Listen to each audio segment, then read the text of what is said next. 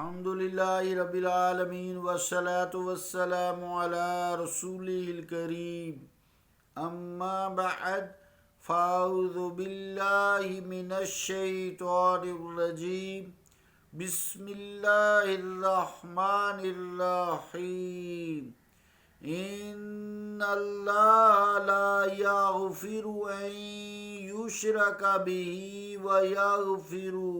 وَيَغْفِرُ مَا دُونَ ذَلِكَ لِمَن يَشَاءُ صدق اللہ العظیم۔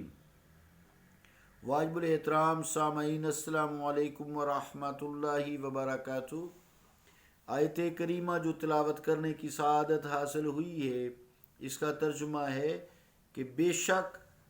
اللہ تعالیٰ نہیں بخشتا اس کو جو اس کا شریک کرے کسی اور کو، اور بخشتا ہے اس کے سوا جسے چاہے۔ اللہ کا قول سچا ہے جو بڑی ہی عظمت والا ہے۔ عزیزان گرامی قدر، پچھلے 2 درسوں میں ہم نے بڑی وضاحت کے ساتھ شرک کی لغوی اور شرعی تعریف کو سمجھا ہے۔ شرک کی لغوی اور شرعی تعریف کو سمجھنے سے ہمیں یہ معلوم ہوا ہے کہ اللہ تعالیٰ کی عبادت میں کسی اور کو شریک سمجھ کر اس کی عبادت کرنا، یا اللہ تعالیٰ کو مستقل متصرف سمجھنے کے ساتھ کسی اور کو بھی، چاہے کوئی ہو، انبیاء میں سے ہو، صدیقین میں سے ہو، شہداء، صالحین، اولیاء، کوئی بھی ہو، ماں باپ ہوں، شجر ہجر، بے شمار جتنی بھی مخلوق ہے، اس کو یہ کہہ لیں، یعنی اللہ تعالیٰ کو متصرف مستقل بھی سمجھنا اور اس کے ساتھ کسی اور کو بھی مستقل متصرف بذات سمجھنا،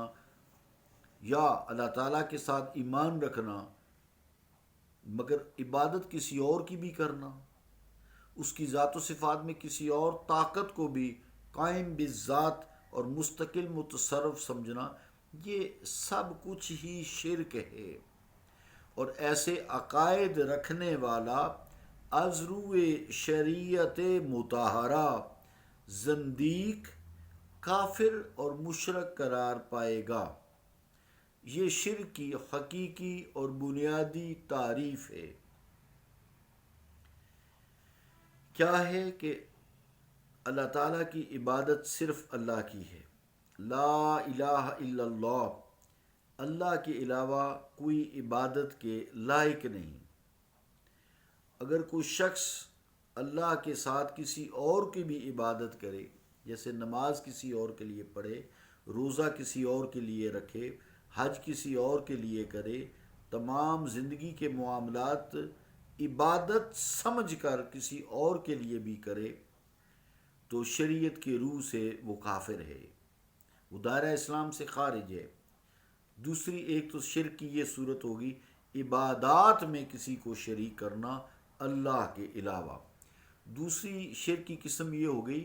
کہ مستقل متصرف بذات سمجھنا، مثلا اللہ تعالیٰ ساری کائنات کو کنٹرول کیے ہوئے ہے، وہی رزق دیتا ہے، وہی اولاد دیتا ہے، وہی صحت دیتا ہے، وہی ہمارے سارے امور کا مالک ہے، بارشیں برساتا ہے، سورج نکالتا ہے، سورج کو ڈبوتا ہے، جتنے بھی امور کائنات ہیں یہ سب اللہ تعالیٰ کے دستے قدرت میں، اس کے تصرف میں ہیں، اللہ کے اختیار میں ہیں، اللہ کے کنٹرول میں، اور یہ مستقل ہیں جب تک اللہ چاہے۔ اب کوئی شخص صرف اللہ کی عبادت کرے، صرف اللہ کی عبادت کرے، لیکن اس کے ساتھ، یعنی اس سے تو مشرک نہیں ہوگا عبادت کرنے کے والے سے، لیکن اس کے ساتھ کسی اور کو بھی سمجھے کہ میں عبادت تو صرف اللہ تعالیٰ کی کرتا ہوں اور کسی کی نہیں کرتا، لیکن امور کائنات میں جیسے بارشوں کا برسانا ہے، اولاد کا دینا ہے، وہ اللہ کے علاوہ کوئی اور بھی کر سکتا ہے، رزق کا دینا ہے، یا جتنے بھی ہمارے کام کاج ہیں یہ سارے کائنات کے ہیں، اللہ کے علاوہ کوئی اور بھی اسی طرح کر سکتا ہے جیسے کہ اللہ تعالیٰ کرتا ہے، تو وہ بھی کافر ہے، مشرک ہے۔ ہاں، رزق کے لیے دعا کرانا، اولاد کے لیے دعا کرانا، کاروبار کے لیے دعا کرانا، تعلیم کے لیے دعا کرنا، یہ سنت انبیاء ہے اور اللہ تعالیٰ کا حکم ہے تم دعا کرو بھی اور کرواؤ بھی۔ تو اس میں کوئی ایسی قباحت نہیں ہے، لیکن یہ سمجھنا کہ جس طرح اللہ تعالیٰ اولاد دیتا ہے اسی طرح کوئی اور بھی دیتا ہے، جس طرح وہ رزق دیتا ہے اس طرح اور بھی دیتا ہے، اس کو ہم کہتے ہیں مستقل متصرف بذات، وہ صرف اللہ تعالیٰ ہے، اس کے علاوہ اگر کوئی شخص کسی کو سمجھے تو یہ شرک ہے، اور ایسے عقائد رکھنے والا از روئے شریعت مطہرہ کافر ہے، زندیق ہے، وہ بھی کافروں میں سے ہے، بے شک وہ نماز پڑھتا ہے، روزے رکھتا ہے، حج کرتا ہے، زکوٰۃ دیتا ہے۔ تو معلوم یہ ہوا کہ اللہ تعالیٰ کے علاوہ کسی اور کو، یعنی ذات و صفات میں شریک کرنا، مخلوق کو جس طرح اللہ تعالیٰ کی ذات و صفات ہیں اس کو کرنا، شریک کرنا، عبادت میں، معاملات میں، تصرف میں، یہ سب کچھ شرک کے زمرے میں آتا ہے۔ اللہ تعالیٰ ہمیں ہر قسم کے شرک سے بچائے، شرک خفی ہو یا شرک جلی ہو۔ ایک یہ بھی شرک ہوتا ہے جسے ہم میں کرتے رہتے ہیں، فلا تزکوا انفسکم هو اعلم بمن اتقى، بس تم اپنی خود ستائی نہ کیا کرو، وہ جانتا ہے کون متقی ہے، جس کو ریاکاری کہتے ہیں۔ دکھلاوے کی نماز پڑھنا، دکھلاوے کی عبادات کرنا، دکھلاوے کے معاملات کرنا، یہ شیطان کا سب سے خطرناک ترین ہتھیار ہے۔ جو شخص جس لیول کا ہوتا ہے اس میں دکھلاوا پیدا کر دیتا ہے، جس کو ہم ریاکاری کہتے ہیں، یہ بھی شرک ہے۔ لیکن پہلی جو دو قسمیں ہیں، کسی کو عبادت میں اللہ کے علاوہ شریک کرنا یا متصرف بذات ماننا اللہ کے ساتھ یا اللہ کے علاوہ بھی، یہ شرک جلی ہیں، اس سے انسان دائرہ اسلام سے خارج ہو جاتا ہے اور توبہ کر کے دوبارہ